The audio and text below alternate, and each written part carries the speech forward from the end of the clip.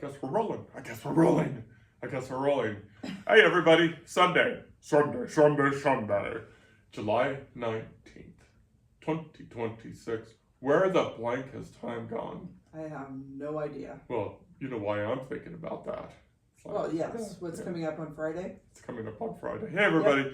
CCJT Amateur Hour, productions values go to tie. If you're coming here for a slick production of podcast production values, may we suggest almost anybody else? It's not that, we just want to do this just to have fun, and we don't want to get caught up in production values until we are able to build our podcast studio. And we are still in the running for America's Favorite Couple, so. Yep. So let's go ahead and take things. Over there is Cassidy Carson, my soulmate, partner in crime for 40-something years. 44 years. Oh, my back. And I guess I'm JT. That's JT Hume. Yeah. So, we're getting off to a rip-roaring start here by stating the absolute obvious. Well, we can say that in introducing ourselves to people recently, JT was pointing out that the JT in his name stands for the first initials of our grandkids. Yep. And the Hume is for his grandparents. Right. So mine is Sean Cassidy. Because I was a huge Sean Cassidy fan as a teenager, so that's where the Cassidy comes from. And Carson is obviously because we live in Carson City. And you like the alliteration. I do. CC works out. Okay, so, and if you're new to our podcast, if you're new to our experience, we do this because we like to help writers write. But we also just do this because we just like to drink coffee. And chat. Because, we have an interesting life. We're so busy. We're retired, but we're busy, and I can't figure that out because we're not supposed to be busy when we're retired, right? Well, I think it depends on what you decide to do in retirement. Some people maybe do a hobby, like a little crochet here and there. Hop on a Harley, climb in the RV. And they would be busy too if they're traveling. But we knew that writing would be a lot of work. We knew that publishing would be a lot of work. But I don't think we really understood just how much work this was going to be. Yeah. So we're going to go ahead and illustrate that through this podcast just very quickly. And we're going to hit the high points. First of all, we're going to, as Cece alluded earlier, America's Favorite Couple is a contest being put together by Variety, the vast entertainment industry, where a winning couple somewhere in America. And, well, I should say that maybe, a military couple stationed overseas is always possible. We'll have the privilege of, having dinner with the... Three couples now. The Dansons, The Goldblums. The Goldblums. And then it's Charlie Day and... I'm afraid I'm blanking on the other person's name. But it is that...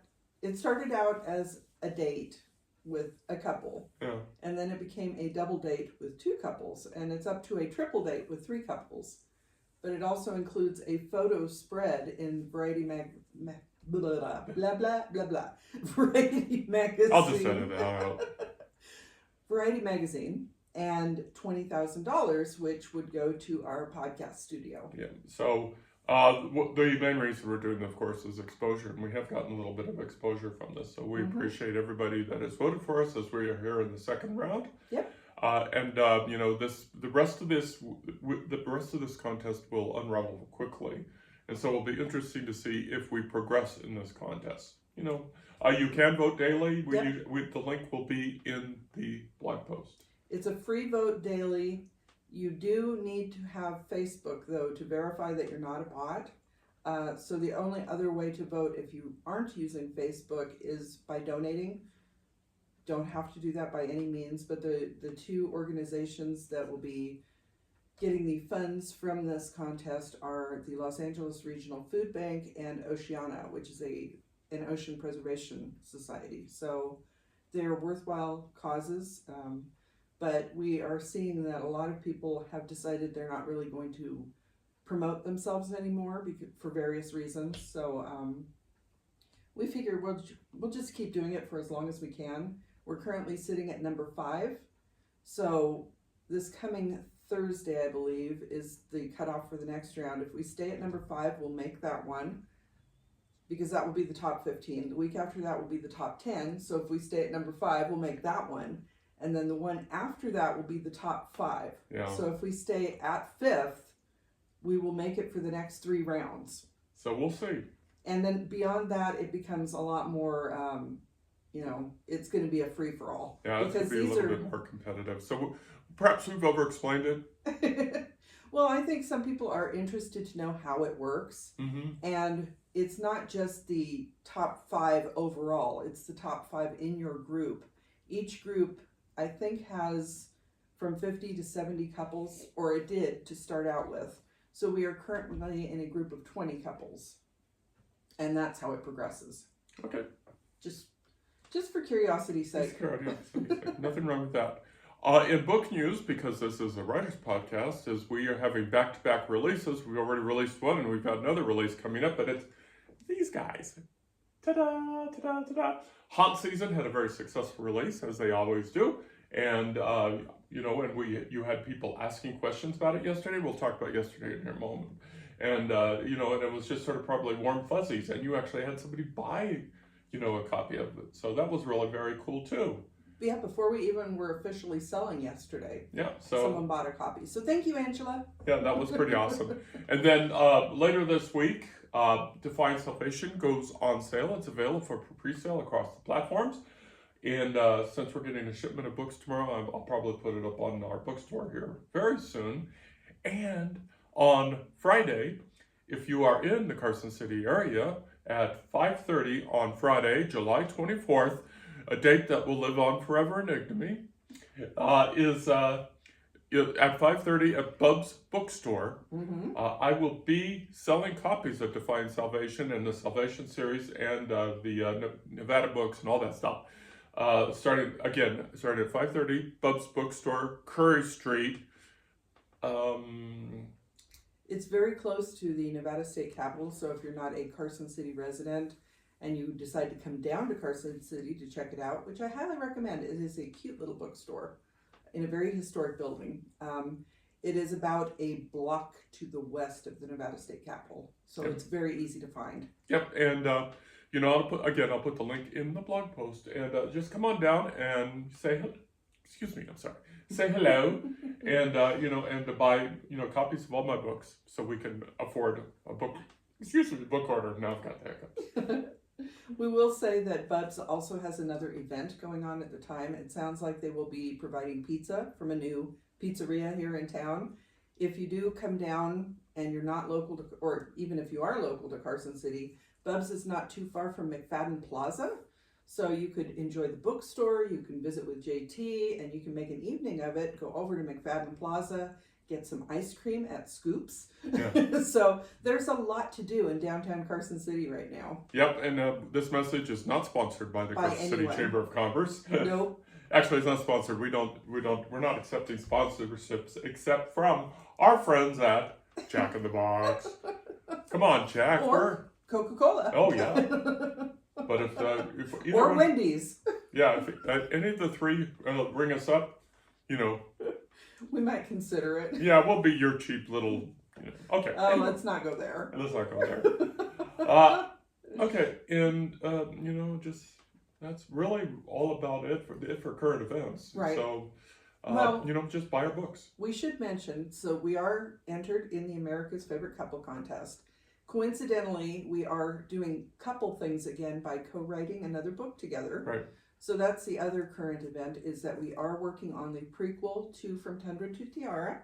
We have started writing it. We did outline it, and we're doing our back and forth chapters. So that may be coming soon also. So if you're thinking about voting for us as America's Favorite Couple, we're doing cute couple things. Yeah, we do cute couple things. Okay, so we're going to talk about what happened yesterday, which was, relatively speaking, so it was July 18th at the Reno Public Market, where we had another fantastic Art Town event. Author Day. Yeah, Author Day, Art Town event. Rena does this Art Town thing, and it's really fantastic, where they do all sorts of art-related things, obviously. Right. Visual arts and so on and so forth. And writing books are a visual art of sort, because they inspire the imagination as much as looking at the Mona Lisa. Right. And so we were set up with like 30-something writers Of our good friends. People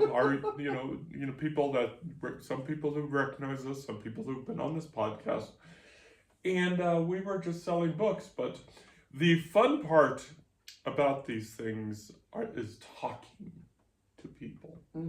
Is always talking to people, because inevitably, it's like maybe every third person comes up and says, I'm thinking about writing a book, I'm writing a book, or I want to write a book. Or I have just written and released a book. Yeah, and it's like that. And and of course these events draw those kind of folks. And so we're, it's like Defying Salvation is our company, Two More Books LLC. It's our 21st release. 21st. Wow. Yeah, and we know it every time we move them. We move these books and take them to book events, because, man, our backs are just, ugh. Well, that and the chairs. On the chairs, oh my gosh. Metal chairs at the public market. We've established a new company rule. We'll take our chairs because they're easier on the back.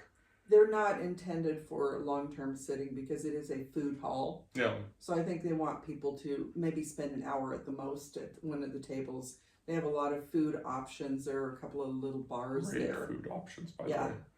And so the chairs, I don't think, are intended to be comfortable enough to sit there long term. Yeah, boy, are we feeling them today. Anyway, so the question that comes up, is like, I want to be a writer. Paraphrasing, I want to be a writer. And it's like, well, the simplest answer is sit down and write. So when you we'll let Cece start this discussion, because I want to just sit here and drink coffee and wake up. So when you get the question, inevitable question, I want to be a writer, I'm writing a book, I just finished a book, blah, blah, blah. The general question, which is, summarized, I want to be a writer. Your answer is? Well, one of the answers is what JT just said, sit down and write. And it was interesting because not everybody approached it as, I want to be a writer. We were getting different lead-in questions.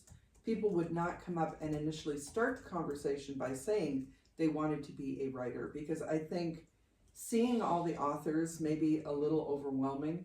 And I know people were going from table to table talking to everybody to try to get an idea overall of what they should be doing, but they didn't want to look like a newbie writer and come up and say, hey, how do I write?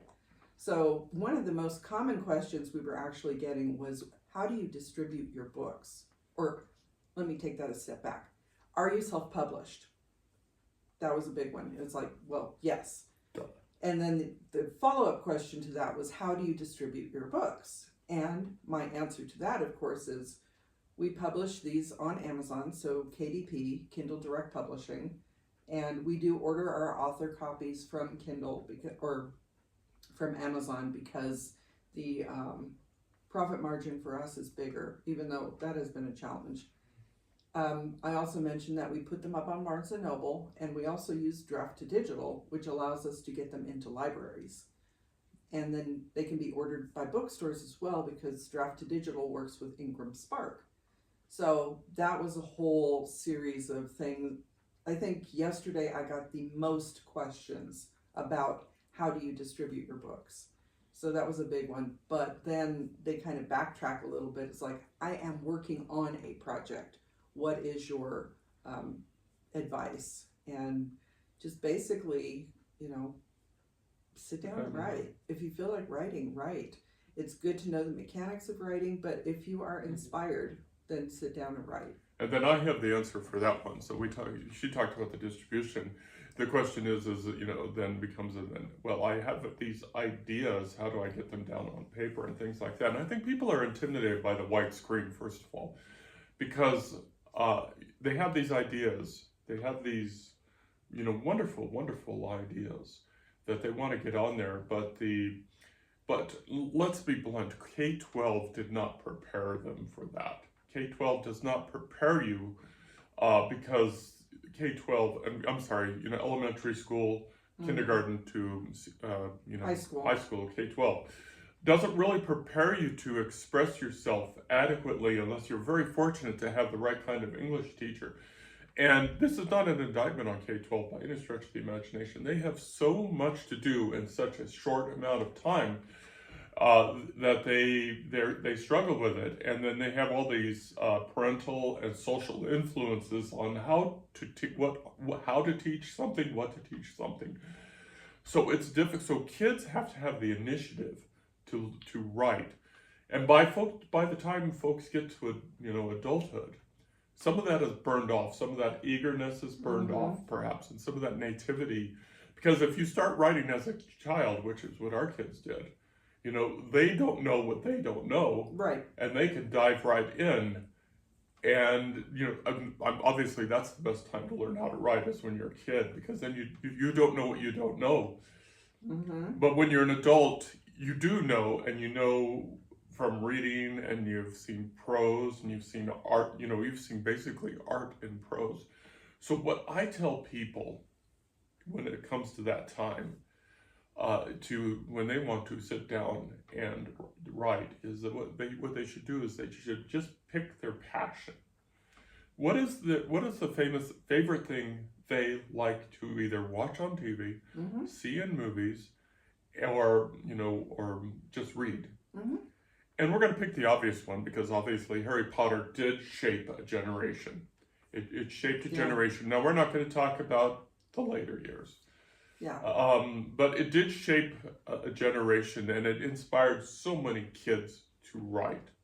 So you're an adult, 20s and your 30s, and you're in the Harry Potter generation then. Yep.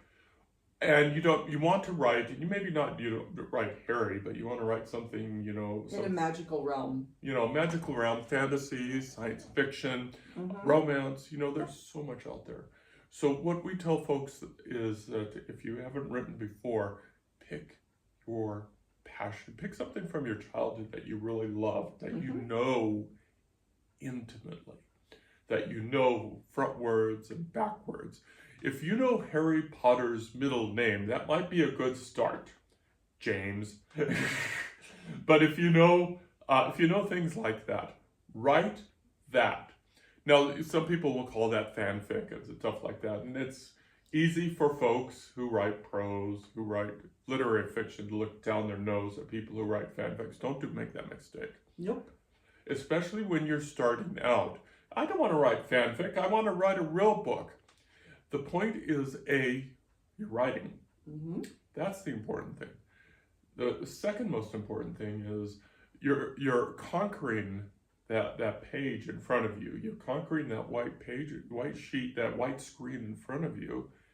And the third most important thing is you're learning the mechanics, because there is the mechanics of writing. The G word, grammar. I'm sorry, folks, but you're going to have to learn to speak you're going to have to learn to represent your art through grammar. And it has its rules, and not only these rules are accepted wide, they are strictly enforced across the genres. Commas, periods. Punctuation, yeah. Punctuation and things like that. So writing your passion will automatically teach you the grammar rules. Now, when I was at University of Nevada, go Pack, I had the honor of attending class of a guy who wrote a bunch of Harlequin romances, because as we know, Harlequin romances is a factory. They were dominating the market. Yeah, but they're a factory. They have, X number of writers producing Y number of books. And what he said is, it is tempting for writers, new writers especially, to take these liberties with grammar and punctuation and things like that. And he says that and this is almost a direct quote, I'm paraphrasing, but he said Stephen King can do that because he's Stephen King. Right. He still had to pay his dues. So if you're going to write, first of all, write your passion, write something you know, and use it as an opportunity to, learn how to use grammar, comma, punctuations. And it doesn't even have to be published, but if you do write it, stick it up on a web page or something like that, and receive feedback, because that's the final piece we have to give you. You're going to have to grow a skin. Yep. You're going to have to, I don't think I've learned that part yet, but you're going to have to grow skin when people criticize you, and you need to listen very, very hard. Not so much at what they talk about the content, which is important, but when they criticize your grammar, that's what you need to hear. Mm-hmm. And I've talked along too much, so you talk now, I'm tired. So going back to fan fiction and feedback, that's awesome. There are various websites where you can post things. Very popular one is called AO3, Archive of Our Own, and you will get a lot of feedback. People go on there and they bookmark their favorites. You don't have to write a complete story to post it. You can write it as chapters, and people who have started out writing fanfic have gone on to be traditionally published if they get enough of a following on the fanfic sites. So that is a great way to pay your dues. Basically, I wrote a lot of fanfic and almost was published because I enjoyed the TV show Quantum Leap so much. I knew the characters so well that I got together with an editor and was that close. Didn't quite make it because they ended the book program, but I was so close. So I definitely recommend fanfic, and it's a lot of fun because you get to play with the lives of the characters that you love. So it takes away some of the intimidation factor of starting fresh. And like I said, there are fanfic authors who have gone on to make names for themselves because people started following them so much that the traditional publishers took notice. And that's one way of getting your foot in the door. So, and everything else this podcast has talked about the publishing cycle and the marketing and everything like that, all of that is later. Yeah. Don't worry about that if you're first starting out. Really, I can't emphasize this enough. You got to learn the tools of the trade. You got to, because if you don't adhere to these widely accepted rules, then people are going to pick up your book, they're going to do this, and they're going to go, and they will close it, and they will move on so fast. People look at books, and we've seen this at so many sightings, when they do pick up a book, if they're going to buy it, they buy it. But generally speaking, they will hold your book for less than 30 seconds and move on to the next table. Yep. So, and they do, what it is they will open it up, and I'm going to tell you, they look for grammar. They look for these rules.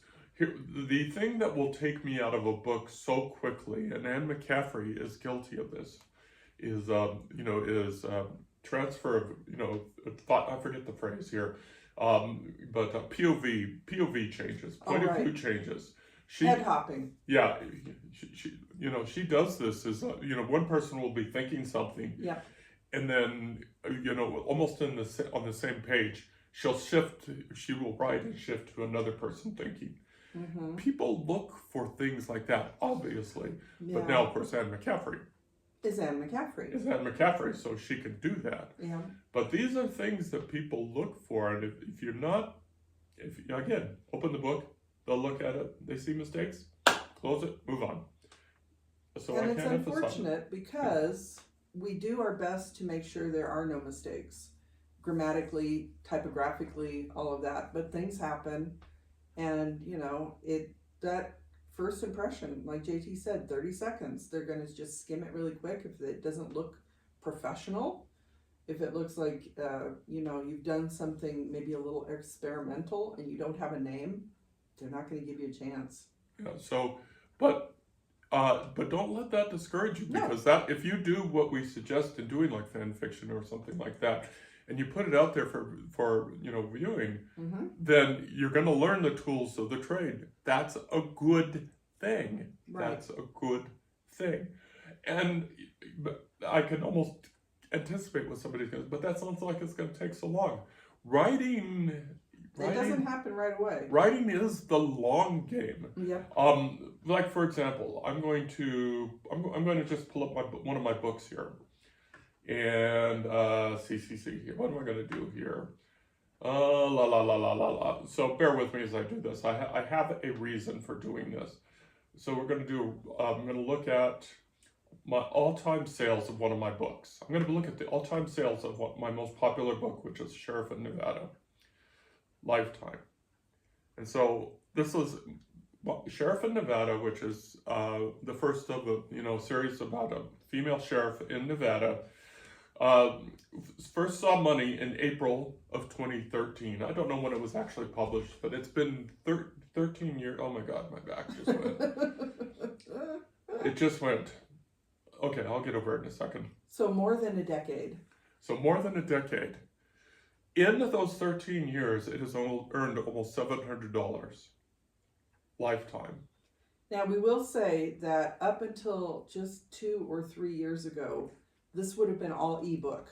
There were no paperback versions. We were not doing public appearances or any of that. So we were just relying on people finding it on Amazon. And it was exclusive to Amazon at the time as well. So we were not publishing wide. We were not publishing paperbacks. That came later. So that part of it was probably up for a decade before we started really expanding our distribution. Yeah.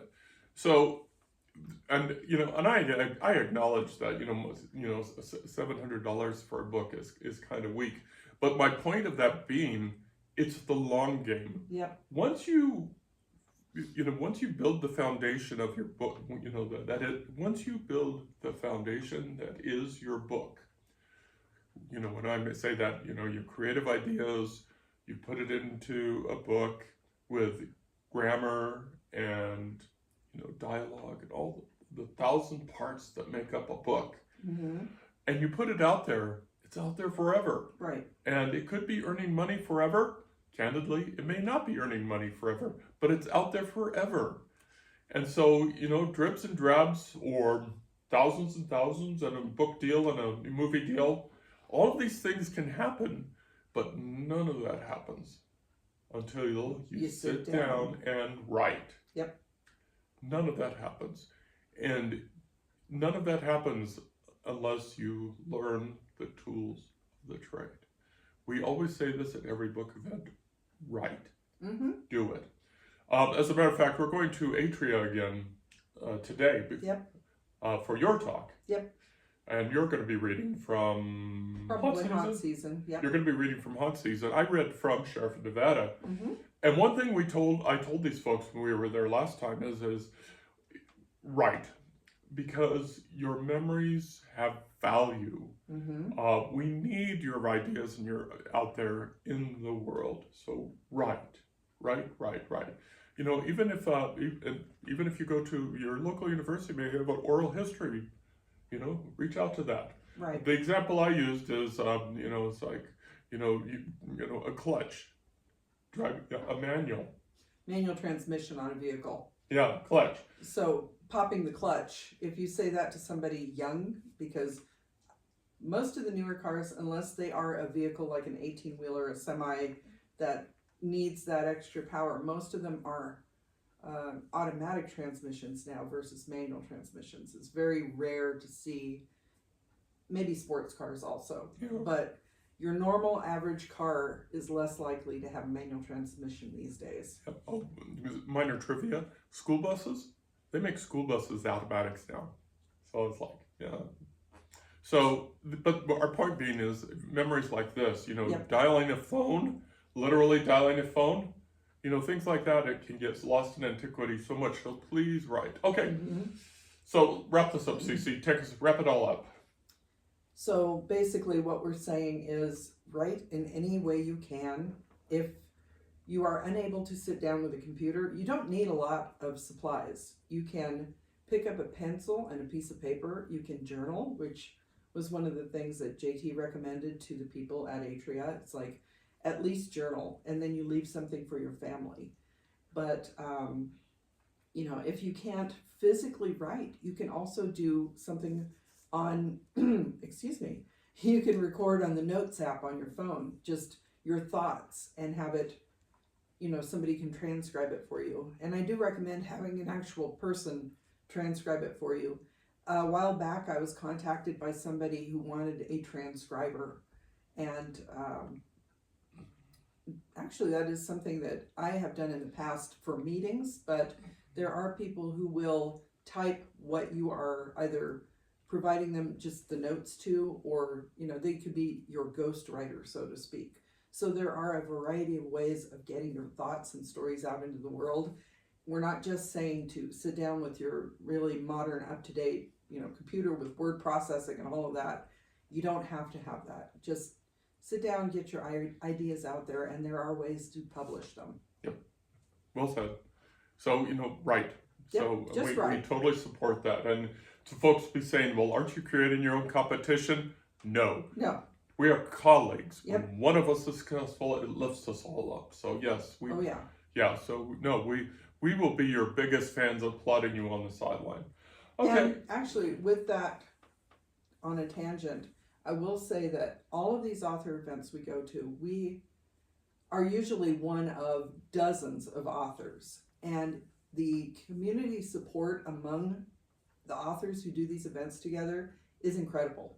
We have made a lot of really good friends there. We chat with each other. We give each other snacks. We give each other ideas on how to better put up their table display, or we talk about giving away our goodie bags. We have writer friends walking around, taking pictures of everybody's display so they can see how they can improve it, which is absolutely fine. Again, when one of us is successful, it lifts us all up. It is a great community. Okay. Before we close this out, we need to go through our friends because we haven't mentioned our friends in this podcast yet. Lisa did something very nice for you. So thank you, Lisa. Thank you, Lisa. I hope you get your book soon. So thank you, Lisa. We want to say good morning to Jennifer because Jennifer is always awesome. So we're saying hi to Jennifer. Hi, Jennifer. To our writing friends that reach out to me to be on their podcast, I actually got one right here on the screen here. I just want to tell you folks that we are taking a break from those because we're focusing on our stuff right now. And we will start up sometime in the fall, and we will invite writer friends on there. And of course, we always want to say hello. She knows what's going on. We always want to say hello to TerryCase.com. TerryCase.com is a real person, by the way. That's just her web address. Yeah, so check out Terry Case, who featured us very nicely in her newsletter. So we're very, very thankful of that. And somebody else featured us in their newsletter too, and we want to say hello to the Sierra Arts Foundation. Yes. When we talk about our writing colleagues, we met most of them through the Sierra Arts Foundation, the literary community. And we do want to remind our friends, hint, hint, hint, that if you all want to be on the podcast, our other podcast, which we will do at any time, good morning, Ken, we will be happy to do so. That is the Nevada Author Network. Yes. That we post over on our other website at twomorebooks.com. Yep. And those are folks who are member writers of the Sierra Arts literary community. Yep. And so that's our other podcast. But we haven't had any new ones in a while, so we need to do that. That being said, you can always go back and see the ones we've already posted. Mm-hmm. We should go through and start cycling through and just highlighting the authors that we've talked to, because we have talked to some really impressive people. There are some very prolific writers, even more prolific than we are. Hello to the provost. Yeah. And, oh my gosh. There are authors who've maybe only published a book or two, but they have quite a following. We have a lot of poets, we have fiction writers, we have memoir writers. It is a wide variety of books and genres and personalities, and it's a very vibrant community. So check it out. Check out the Nevada Author Network. Northern Nevada is high in literary arts. You're going to see. Yeah, you'll see it on the blog post when you see the picture that I took yesterday. Oh yeah. Yeah, you'll see photographic evidence.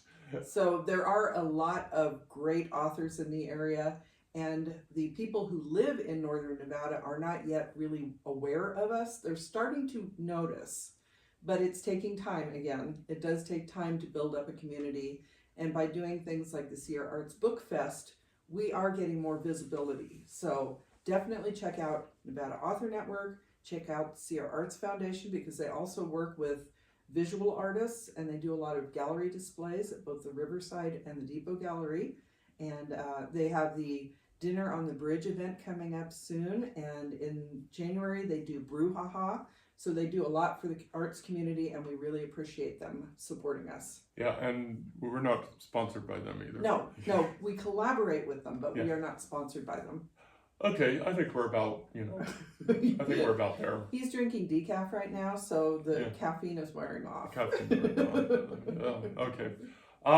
So please check us out. Cassidy Carson and JT Hume, America's favorite couple. America's favorite couple. Well, at least we're our favorite couple. We amuse ourselves. So for the time being, you can catch us here every Sunday on our podcast, and I don't got nothing else. You got anything else? We have more books coming out.